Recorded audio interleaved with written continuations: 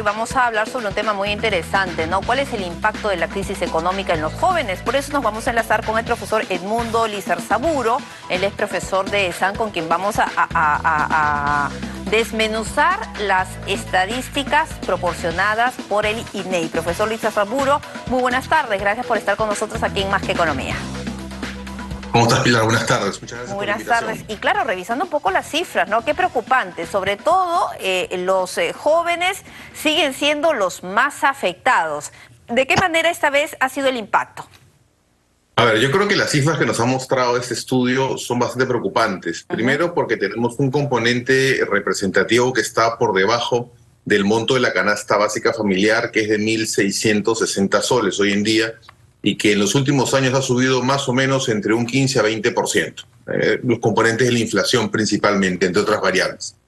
Entonces, acá lo que nos dice la estadística es que solamente el grupo mayor de 30 años está pudiendo cubrir esa canasta básica familiar, que ganan aproximadamente 1.900, pongámosle 2.000 soles para hacer fácil los números. Entonces, ¿qué ocurre? La capacidad de ahorro o la capacidad de pensar hacia futuro es muy complicada. Entonces, lo que está ocurriendo es que los ingresos o el ingreso que está teniendo la fuerza laboral y los jóvenes que están saliendo al mercado laboral, llamémosle carreras técnicas, carreras universitarias, o de alguna manera emprendimientos, no están teniendo los ingresos que les permita de alguna manera ir sosteniendo un desarrollo para el corto y el mediano plazo, ¿no? Y claro, lo que dice que son de 10, 6 están en esa situación tan vulnerable.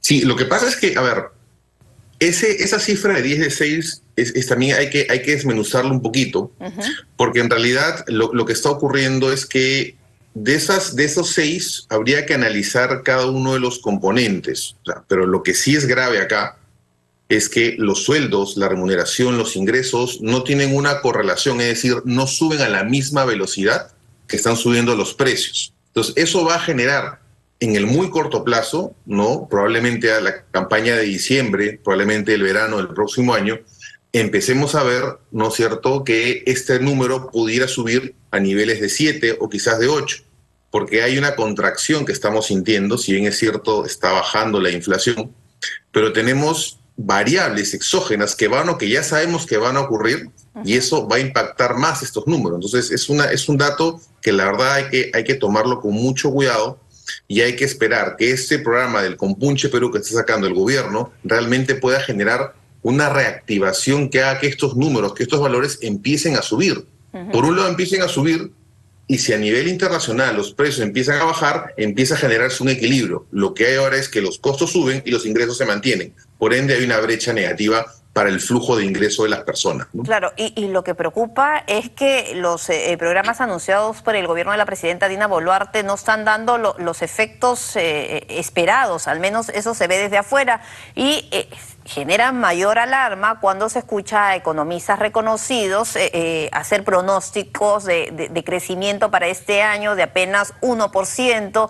Ya se está hablando pues muy fuerte de que estamos en esta recesión, a pesar pues que la inflación que estaba elevándose también de manera preocupante, pues como que se ha estancado un poco, pero hay otros factores como usted ha mencionado. Bueno, en realidad, hablar de entrar en un proceso de recesión, digamos que teóricamente no estamos en esa situación. Lo que estamos es en un periodo de zozobra. Yo creo que acá lo que está ocurriendo es que hemos salido de una pandemia, todos esperábamos una pendiente, un vector hacia arriba, lo que ha ocurrido es un vector plano y hacia abajo, ¿no? Entonces, la expectativa, ¿no es cierto?, la ilusión que teníamos era 10 y recibimos 0.5. Eso es un poco para hacerle un número muy fácil. Claro, y el tema de la conflictividad pues tiene un peso muy importante. Hoy día escuchábamos al ministro de Economía hablar de esa cifra, ¿no? Que era 3 veces las pérdidas ocasionadas por el ciclón Yaku, 4.000 millones de soles desde el último diciembre, un monto que nunca antes se había visto, y el impacto es muy, muy fuerte, sumándose a los otros factores endógenos y exógenos. La situación es más complicada y, como siempre, quienes pagan los platos rotos, como se dice de manera cotidiana, son los jóvenes que salen con muchas expectativas y que lamentablemente pues no reciben lo que esperan. A ver, yo creo que hay que hacer un balance. El fenómeno, el yaku generó un impacto bastante grande, sí. El fenómeno del niño que ya está por empezar o ya ha empezado va a generar un efecto mucho más grande, eso es correcto. Hay que tomar acciones de prevención que no se están tomando. Pero yo creo que también es importante que los jóvenes de alguna manera tengan en consideración cómo está el mercado laboral. ¿Ok? El mercado laboral requiere y demanda ciertas carreras, ciertas habilidades, ciertas competencias que muchas veces no las complementan. Entonces, lo que realmente hoy en día está ocurriendo es que no hay un matching entre la oferta y la demanda laboral. Entonces, eso debería ir corrigiéndose en la medida que las expectativas, en la medida que la inversión privada, acompañada con la inversión pública, genere este dinamismo que no estamos teniendo. Entonces, es un componente importante. Y el otro punto que es importante resaltar es que, a pesar de que el ingreso que tengas no te alcance para la canasta básica familiar, estamos hablando técnicamente de teoría. Porque la canasta básica familiar está calculada para 4 personas, estamos hablando del ingreso de jóvenes. Entonces, una familia podría estar compuesta por 2 jóvenes, ¿no? Entonces, al final, los números podrían ir variando dependiendo de cuál sea, pues, la manera en la cual el núcleo familiar genera los ingresos. Pero lo que es importante de este dato, y que habría que analizarlo y quizás generar una relación, es si esas personas, a pesar de esto, están o no generando un ahorro, están o no en una economía formal o informal, y a pesar de estar en una economía informal, están pensando en temas de jubilación y temas pensionarios. Son variables que de alguna manera hay que empezar a medir, porque tenemos una masa laboral de 20 a 30 años que se va a jubilar en 30 años aproximadamente o 40 años, ¿no? Y tienen que empezar desde ya a ahorrar para ese futuro. Porque de lo contrario, si no estaremos hablando de una masa. O no les alcanza, imagínense si van a pensar en un ahorro previsional, ¿no? Que lamentablemente, de acuerdo a nuestra cultura, es lo último que uno piensa, ¿no? En la prevención y también en la jubilación. Lo que pasa es que es importante mencionarlo, o sea, es correcto lo que tú dices, o sea, es difícil hacerlo porque ni siquiera pueden ahorrar. Pero cuando uno ve los fines de semana, ve sábados, domingos, ve ciertas avenidas llenas, ciertos locales llenos, y claro, sería hasta dramático hacer una pequeña encuesta y saber si la gente que recibe pensión 65 está comiendo en esos centros comerciales. O sea, la pregunta sería, ¿realmente los ingresos son lo que reflejan?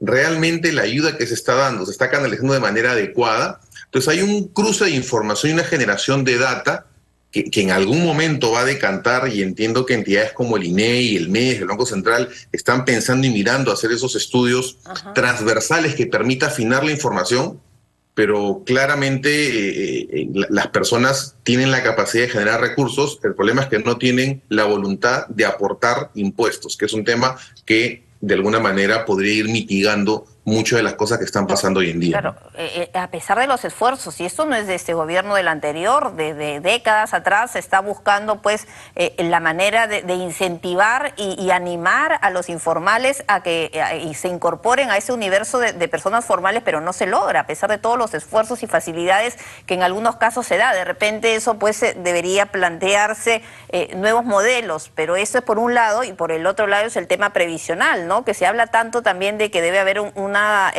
algunos cambios, algunas variaciones en el sistema previsional. Se está viendo en el Congreso, se está viendo desde el Ejecutivo, pero no logran animar a las personas a que formen parte de este. Lo que pasa es que en realidad, claro, la no animación o la no motivación a estos mecanismos se da principalmente porque cuando hubo la pandemia, el asistencialismo en el Perú llegó a su grado pico, o sea, se daba bono del bono, del bono, del bono, más el bono extra o sea, parecía la época de Augusto Ferrando, o sea, traías algo y te daban un bono, o sea, entonces eso generó un asistencialismo nunca antes visto. Entonces eso hay que corregirlo, porque definitivamente el Estado está para ayudar a las personas, tema de salud, infraestructura, tenemos todos los puntos que la Constitución pudiera mencionar y establecer y hay que cumplirlos. Pero lo que también es cierto es que las personas tenemos que tener la capacidad de querer ir más allá y buscar dar un paso adicional. Entonces, a lo que quiero llegar con lo que te estoy mencionando es que esta situación de los jóvenes es coyuntural. Entonces, los jóvenes no se pueden amilanar por esta situación Y muchas veces el joven tiene que decir, yo prefiero ganar sueldo mínimo, o 1.200 o 1.300, agarro experiencia, ¿no es cierto? Trato de ahorrar lo más que puedo, me capacito, obtengo nuevas competencias para empezar a dar los saltos. Si uno analiza el requerimiento de becas y opciones que hay en el Estado para poder estudiar en universidades nacionales, privadas, en el Perú, en el extranjero, es tan amplio que a veces se quedan ahí las becas y no se toman. Entonces, pero para acceder a una beca hay que tener los requisitos. Y para tener los requisitos hay que hacer una pequeña inversión. Entonces, yo creo que lo importante acá es que los jóvenes están trabajando, que los jóvenes están recibiendo un salario, y hay que tratar de motivarlos a que piensen que ese salario poco a poco va a ir creciendo y vean la manera de ir complementándolo. Hoy en día tener una sola fuente de ingreso ya es poco, hay que tener probablemente 2 fuentes de ingreso, generarse una tercera, un pequeño negocio. Siempre hemos visto en varios sectores que las personas están en un sitio y en otro, es decir, tienen diversas fuentes de ingreso.